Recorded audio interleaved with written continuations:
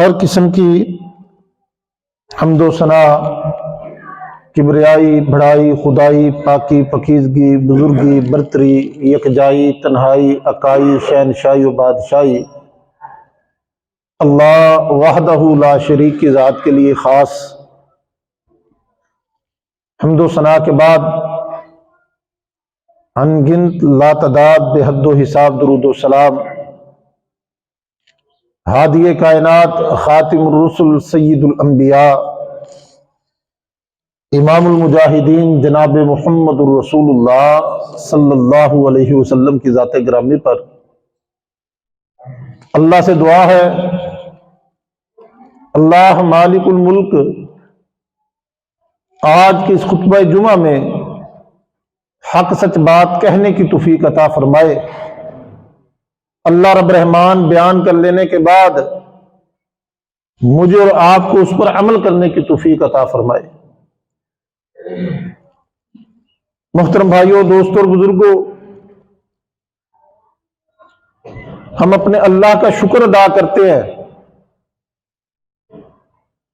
کہ اللہ رب العالمین نے ہم سب کو انسان بنایا ہے۔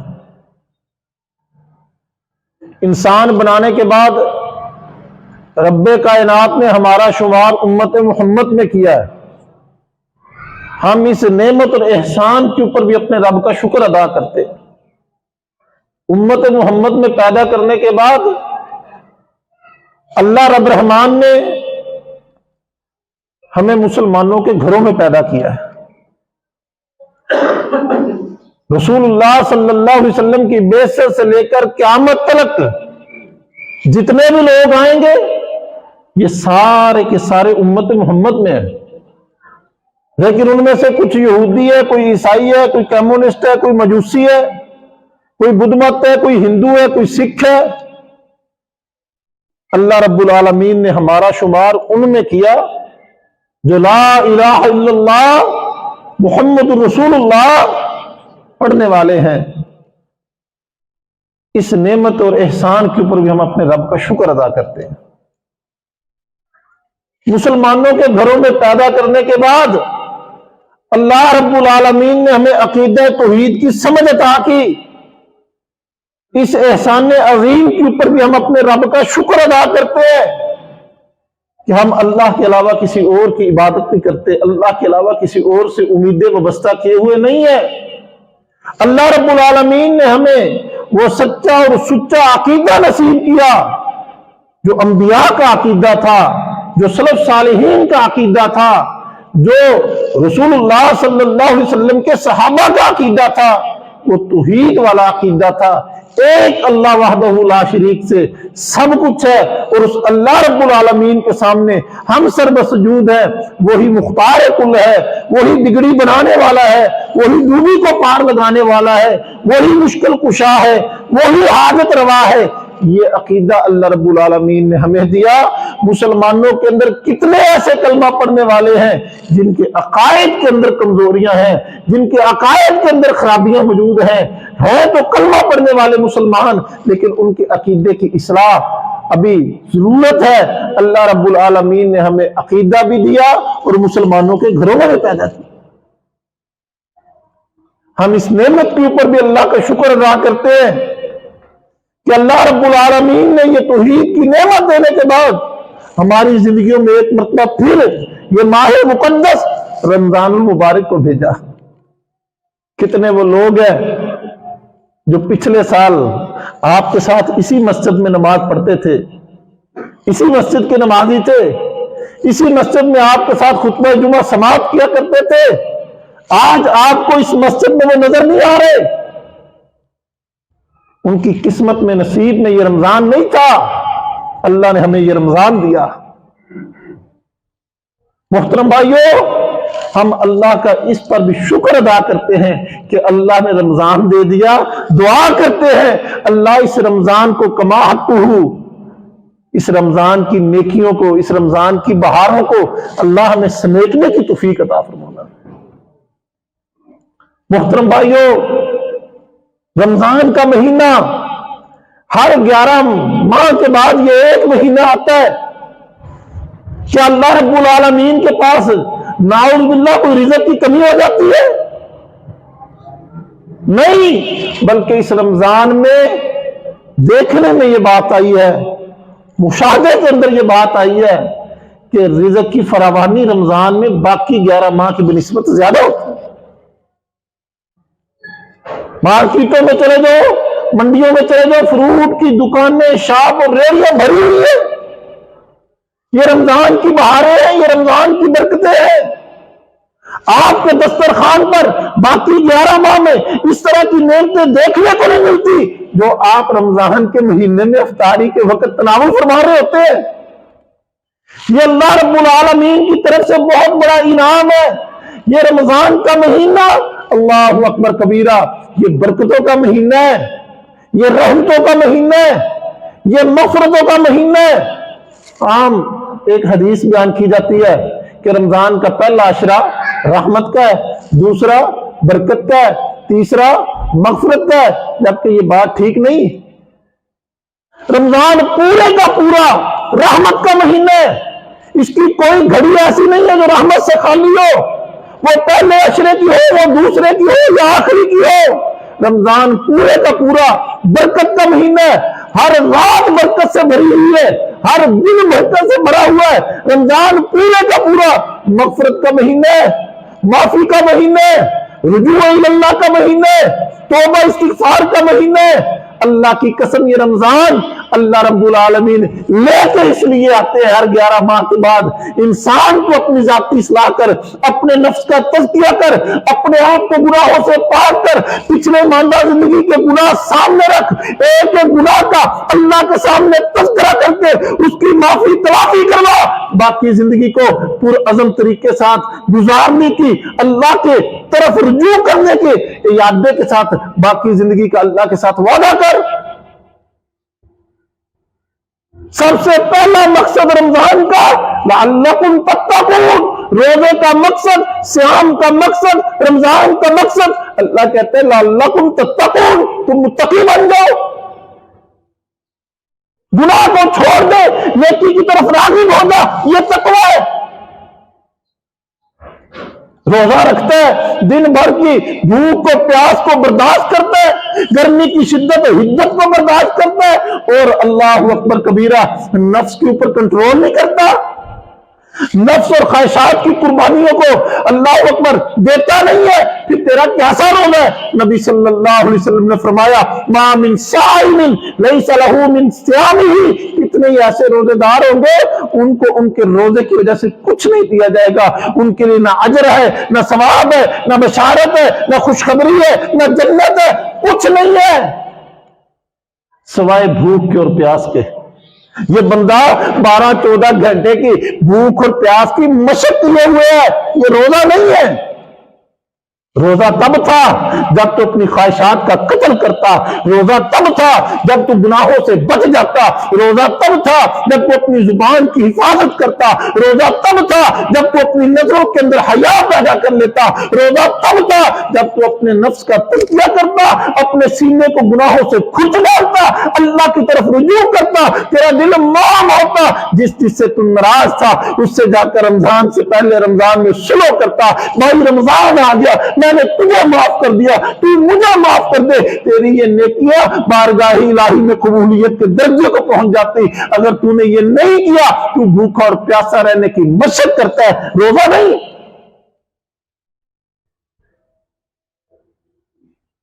सबसे पहली बात अपने नफ्स का तज़किया है, अपना मुहासबा है, अपने आप को जांचना है, परखना है। रमजान आया, रमजान तेरे अंदर क्या तब्दीली लेके आया, रमजान आया, रमजान के बाद तू कितना बदला, कितना तेरे अंदर तगय्युर पैदा हुआ, तूने कितनी अपनी जाती इस्लाह की, कितना अपना मुहासबा किया, कितना अल्लाह की तरफ लौट आया, कितना बेरारगी की जिंदगी को तूने तरक कर दिया और अल्लाह के सामने खड़ा हो गया, अपने आप को पेश किया। रमजान का ये मकसद था। अगर मैंने ये मकसद पा लिया, फाबिया, नहीं पाया तो लम्हे फिक्री है। इबादत पहले से बढ़ जाया करती थी रमजान में मोहम्मद करीम सल्लल्लाहु अलैहि वसल्लम की। آپ کمر کو کس لیتے، قیام پہلے سے بڑھ جاتا، آپ صلی اللہ علیہ وسلم کا اللہ کے سامنے کھڑا ہونا پہلے سے اس میں اضافہ ہو جاتا۔ آپ تو عام معمول کے دنوں میں 70 مرتبہ 100 مرتبہ اللہ سے استغفار کرتے، معافی طلب کرتے، معافی کا سوال کرتے۔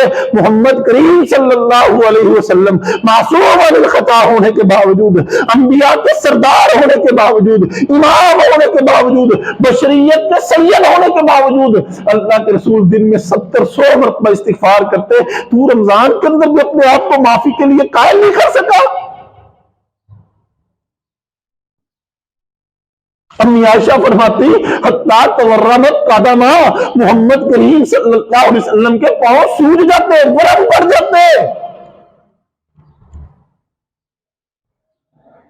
کیا اتنا لمبا ہوتا؟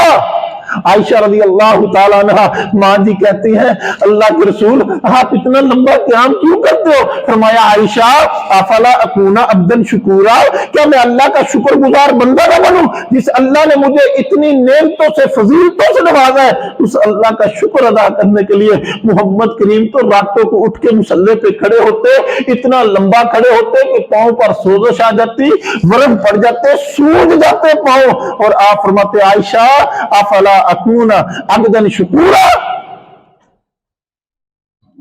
میں پاؤں کے ناخنوں سے لے کر سر کے بالوں تک گناہوں کی دلدل کے اندر پھنسا لتڑا، اللہ اکبر کبیرہ، دھنسا ہوا انسان۔ میری زندگی میں 12 رمضان آیا، 30 مرتبہ آیا، 40 مرتبہ آیا، 20 مرتبہ آیا، روٹین کے ورق کے ساتھ میں ہر مرتبہ رمضان کو گزار دیتا ہوں۔ اللہ تو رمضان اس لیے لے کے آتا ہے تجھ سے پچھلا جو ہو گیا سو ہو گیا، اس رمضان میں مجھے راضی کر لے، میری رحمتوں کی بارش برس رہی ہے، میں نے جنت کے دروازے کھول دیے، جہنم کے دروازے بند کر دیے، شیاطین کو میں نے جکڑ دیا، نیکی کا تجھے پورا ماحول دیا، اس ماحول کے اندر بھی تو اگر اپنے اندر کوئی تبدیلی نہیں پیدا کر سکا پھر قصور تیرا ہے۔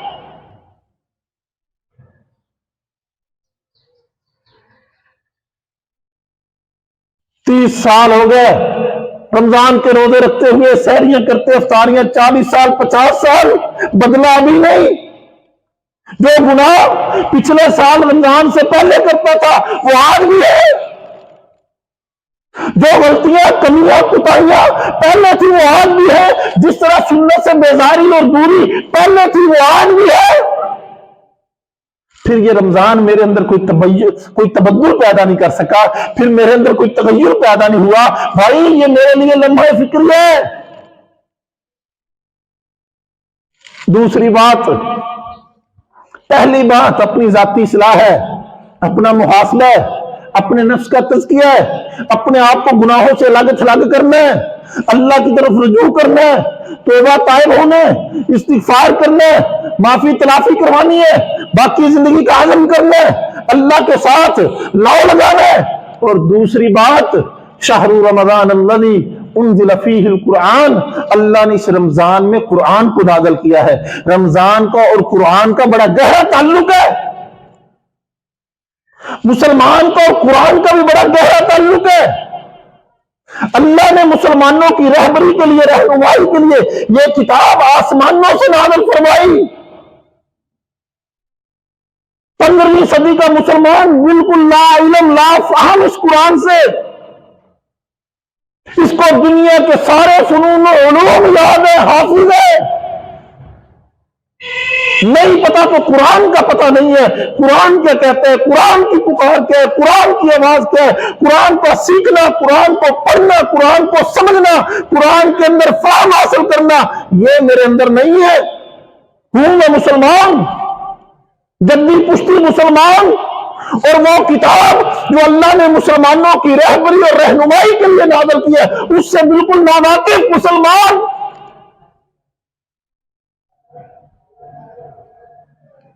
شہر رمضان الذی انزل فیہ القرآن، جبریل آسمانوں سے زمین پہ آتے، محمد کریم کے ساتھ قرآن کا دور چلتا۔ آخری رمضان قرآن 2 مرتبہ قرآن کا دور چلا،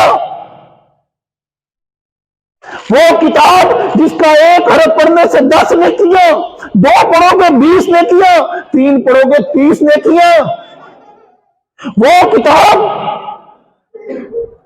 جس کو پڑھو گے، پڑھنا نہیں آتا، عمر بڑی ہو گئی، زبان موٹی ہو گئی، زبان کے اندر رکنت آتی ہے، پڑھنا چاہتا ہے، قاری صاحب کے پاس بیٹھا ہے، حافظ کے پاس آتا ہے، پڑھنے کا شوق ذوق لیے ہوئے ہے، یہ صحیح پڑھنے کی بجائے غلط پڑھ جاتا ہے۔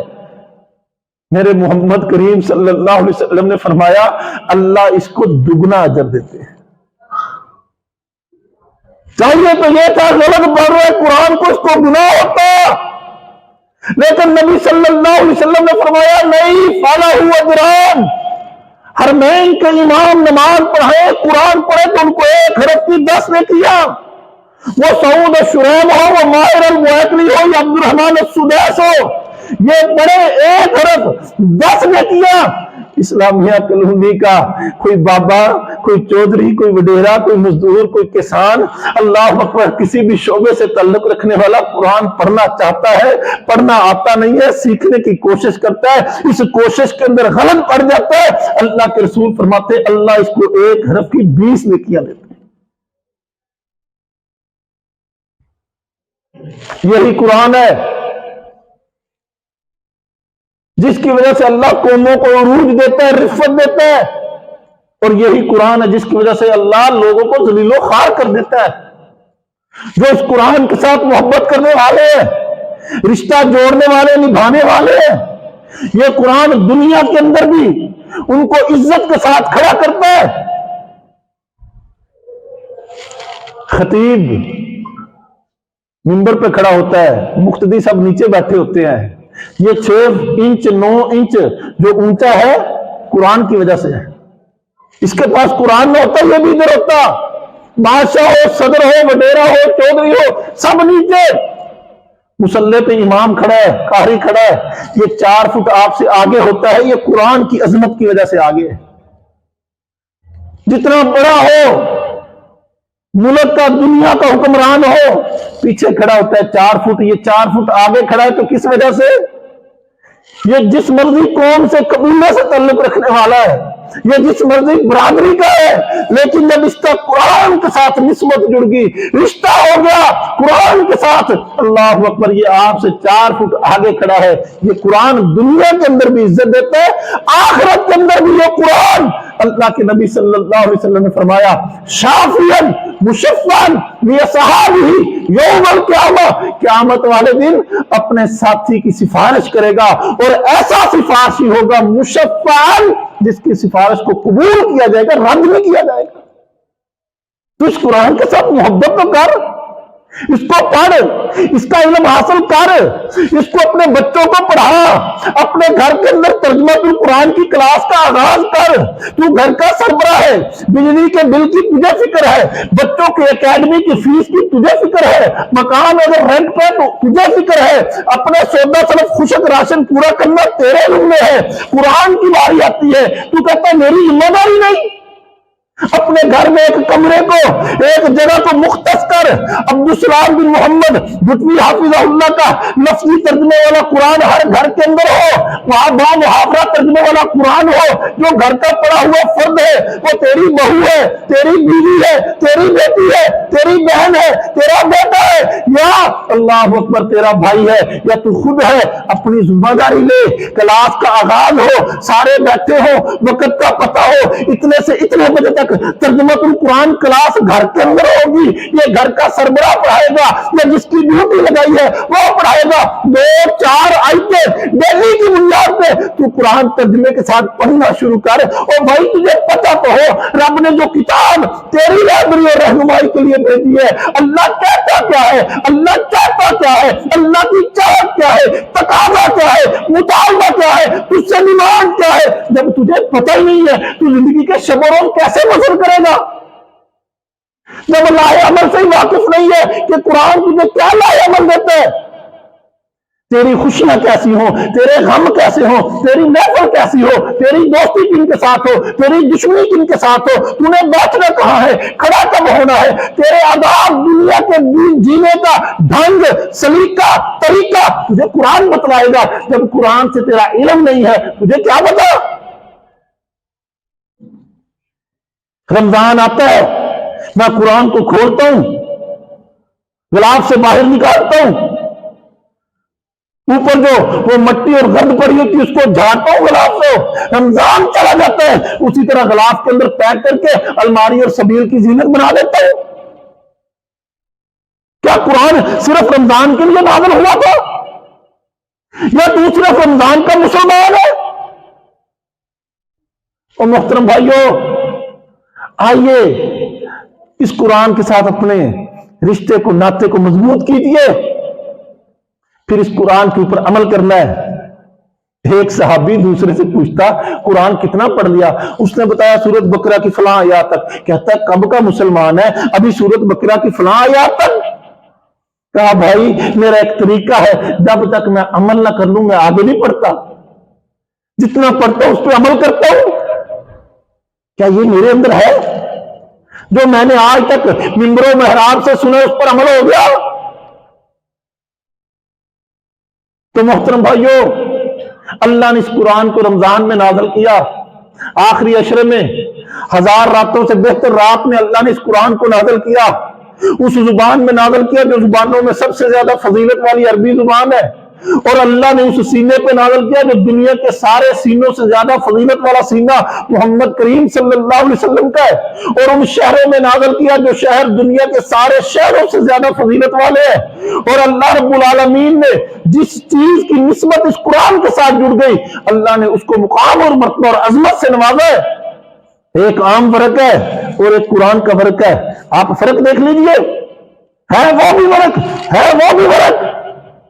گلی میں پڑا کوئی پوچھتا نہیں ہے، پاؤں پر رکھ کے گزر جاتا ہے، اگر قرآن کا فرق پڑا ہوا نظر آ جائے اس کو اٹھاتا ہے، صاف کرتا ہے، اونچی جگہ پہ ٹکاتا ہے وہ بھی سیاہی، ہے یہ بھی سیاہی جس سے قرآن تحریر ہوا ہے۔ اس سیاہی کی عظمت بڑھ گئی قرآن کی طرف نسبت ہونے کی وجہ سے۔ دنیا کے بڑے کاتب ہے جو قرآن کا لکھنے والا کاتب ہے، اس کی اپنی مثال ہے، اس کی اپنی شان ہے۔ تو اس قرآن کے ساتھ اپنے رشتے کو مضبوط کرنا ہے، اس قرآن کو پڑھنا ہے، اللہ کے ساتھ عزم کریں، ترجمے کے ساتھ پڑھیں، تفسیر کے ساتھ پڑھیں، گھر کے اندر کلاس لگائیں، مسجد کے اندر کلاس ہو، نمازیوں کے لیے قاری صاحب پڑھائیں، وقت طے کریں، کم از کم مجھے پتا تو ہو 24 گھنٹے دن رات میرے رب نے مجھے دیے ہیں، اس میں سے میں کتنا اس قرآن کے لیے وقت دیتا ہوں۔ تیسری بات بھائیو، رمضان احساس کا درس دیتا ہے، احساس کا درس دیتا ہے، قربانی کا درس دیتا ہے۔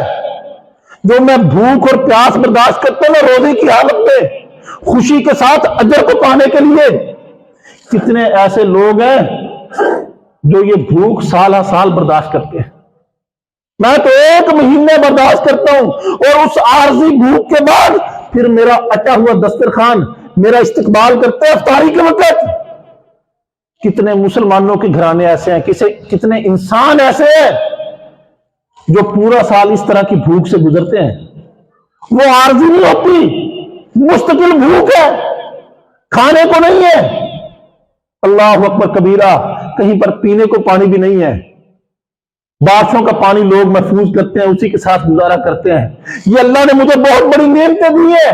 جب رمضان آتا ہے تیرے اندر یہ احساس پیدا ہو، یہ احسار اور ہمدردی جذبہ تیرے اندر پیدا ہو، یہ بھوک تجھے کچھ درس دے کے جائے۔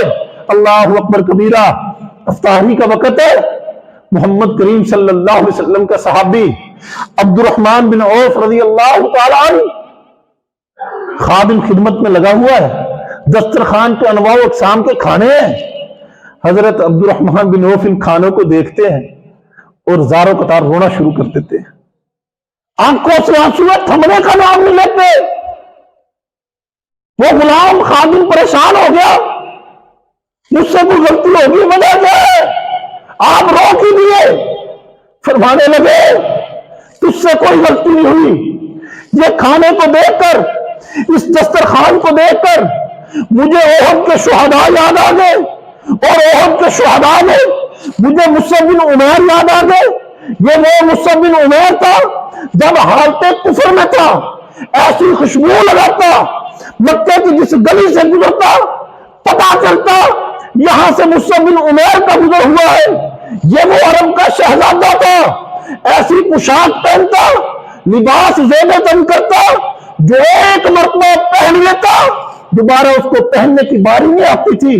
لیکن جب اس نے اسلام کو قبول کیا، یہ موت حق و باطل وفا ہوا، یہ آیا اللہ کے رسول کے لشکر میں شامل ہوا، اس کو شہید کر دیا گیا۔ اللہ اکبر، صحابہ اللہ کے رسول کے پاس آئے، اے اللہ کے رسول مصعب شہید ہو گئے، لاشیں پڑے، کفن دینا ہے، احد کا میدان ہے۔ اللہ کے نبی فرماتے کوئی کپڑا، کوئی چادر کوئی ہے؟ کہنے لگے اللہ کے رسول ایک چادر ہے۔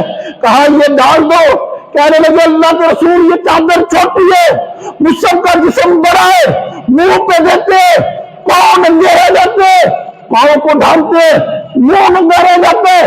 نبی صلی اللہ علیہ وسلم فرماتے ہیں میرے مصعب کے منہ پر چادر ڈال دو، پاؤں پر اذخر بوٹی گھاس ڈال کے اس کو دفن کر دو۔ عبد الرحمن بن عوف کہتے مجھے مصعب بن عمیر یاد آ گئے، احد کے 70 شہداء یاد آ گئے، ایک یہ دسترخوان ہے اور ادھر وہ شہداء ہے۔ اگر اللہ نے پوچھ لیا عبد الرحمن تیرے افطاری کے دسترخوان پہ اتنی نعمتیں تھی، اتنے کھانے تھے، اور تیرے بھائی جب دنیا سے گئے تو کفن کے لیے پورا کپڑا بھی میسر نہیں تھا، میں اللہ کو جواب کیا دوں گا؟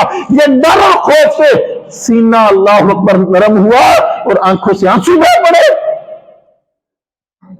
یہ رمضان سے قبل شعبان میں آنے والا زلزلہ، وہ لبنان کا، وہ شام کا، وہ ترکی کا، وہ تیرے پاکستان کے بیشتر حصوں میں آنے والا، وہ سوات کے لوگوں کو موت کا لقمہ بنانے والا یہ زلزلہ، اگر یہ زمین دہل گئی، یہ پہاڑ دہل گئے، مسلمان بہاولپور کے باسی تیرا دل نہیں دہلا، تیرے دل کے اندر نرمی نہیں آئی، ہو سکتا ہے میرے رب نے یہ زمین کو ذرا جھنجھوڑا اس لیے ہو کہ شاید مسلمان بھی جھنجھوڑے جائیں۔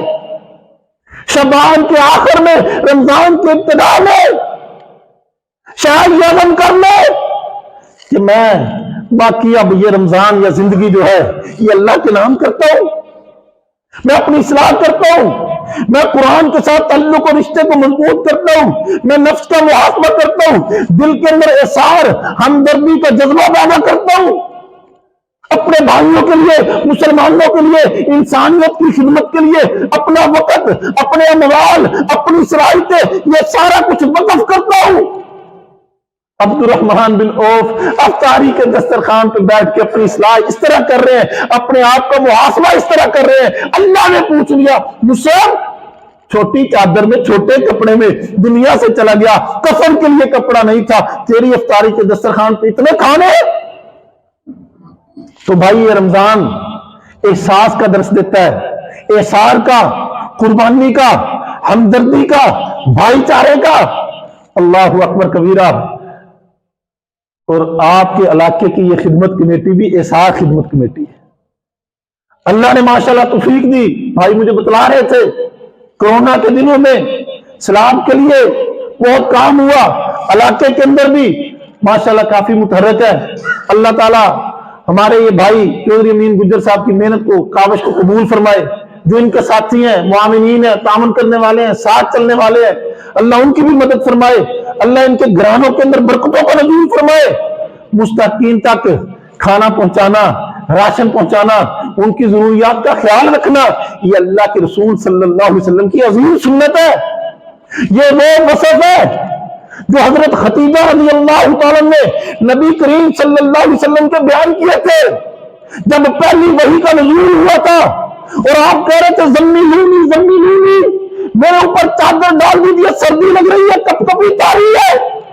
اور اللہ کے رسول صلی اللہ علیہ وسلم کے اوپر جب یہ وحی کا نزول ہو رہا تھا، اور آپ کی کیفیت یہ تھی، اماں خدیجہ آپ کو تسلیاں دے رہی تھی، آپ کمزوروں کی مدد کرنے والے ہیں، آپ یتیموں کے سروں پر دستے شفقت رکھنے والے ہیں، آپ بے آسرا لوگوں کا سہارا بننے والے ہیں، آپ غریبوں کے غمخوار ہیں، اللہ کے رسول اللہ آپ کو کبھی ضائع نہیں کرے گا۔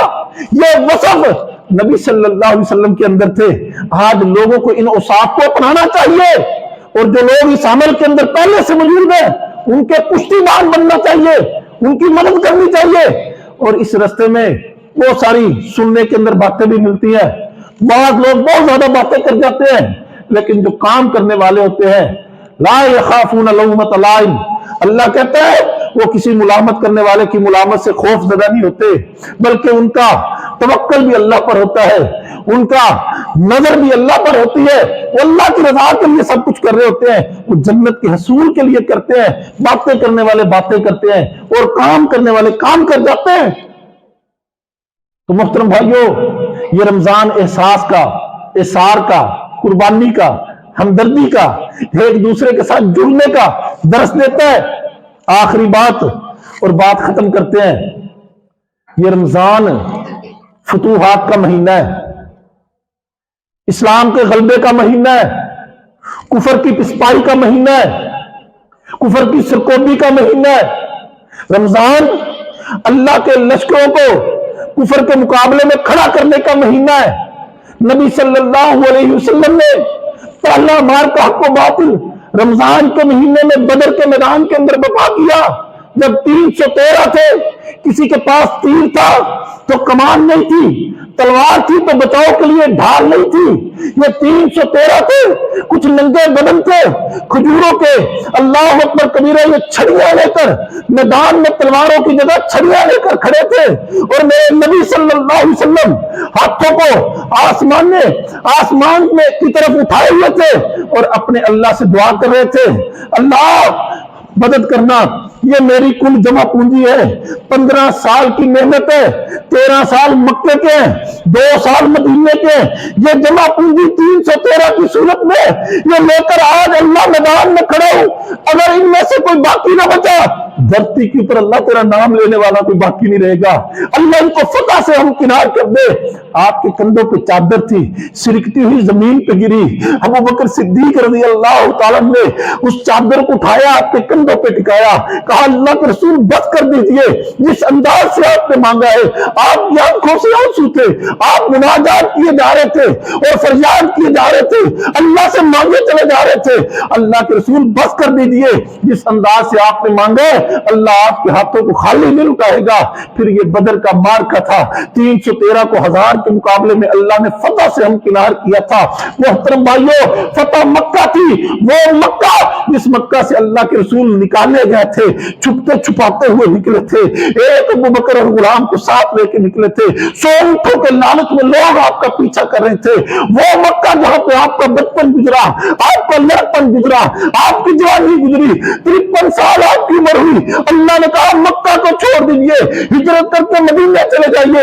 اللہ کے رسول مدینے کی طرف رختے سفر باندھے ہوئے ہیں، اور نبی صلی اللہ علیہ وسلم اس مکہ کو چھوڑ کے جا گئے، آج اس مکہ میں واپس آ رہے ہیں۔ جب اللہ کے رسول آئے، یہ سن اللہ اکبر 8 ہجری ہے غالباً، اور اللہ کے رسول صلی اللہ علیہ وسلم مکہ کو فتح کر رہے ہیں، وہ مکہ جس مکہ میں آپ کو شاعر، کاہن، جادوگر، پاگل، مجنون جیسے نعوذ باللہ برے القابات سے نوازا جاتا تھا، گلے میں کپڑا ڈال کے کھینچا گیا، قتل کی دھمکیاں دی گئی، بیٹوں کی وفات پہ جشن منائے گئے، اللہ کے رسول صلی اللہ علیہ وسلم کے بیٹیوں کے تانے آپ کو دیے گئے، وہ مکہ جس مکہ میں اللہ کے رسول صلی اللہ علیہ وسلم پر یہ مکہ کی زمین تنگ کر دی گئی، یہ وہ مکہ ہے اللہ اکبر کبیرہ جہاں پر بلال کو اللہ اکبر گھسیٹا جاتا، خباب بن ارت کو انگاروں پہ لٹایا جاتا، اللہ کے رسول صلی اللہ علیہ وسلم آج اس مکہ میں سورج کی چمکتی دمکتی کرنوں میں داخل ہو رہے ہیں۔ مہینہ رمضان کا ہے،